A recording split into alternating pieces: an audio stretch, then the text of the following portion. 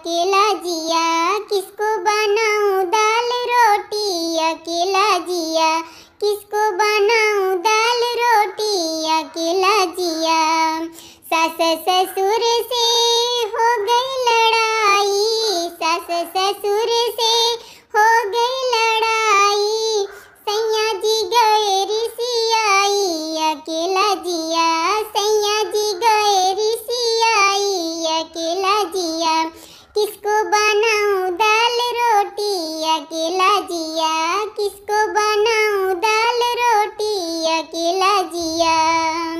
जेठ जेठानी से हो गई लड़ाई, जेठ जेठानी से हो गई लड़ाई, सैया जी गए रिसियाई अकेला जिया, सैया जी गए रिसियाई अकेला जिया। किसको बनाऊं दाल रोटी अकेला जिया, किसको बनाऊं दाल रोटी अकेला जिया।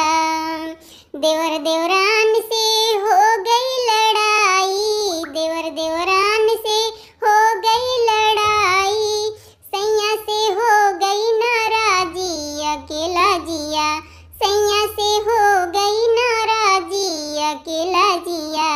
किसको बनाऊं दाल रोटी अकेला जिया, किसको बनाऊं दाल रोटी अकेला जिया, किसको बनाऊं दाल रोटी जिया, सैया से हो गई नाराजी अकेला जिया।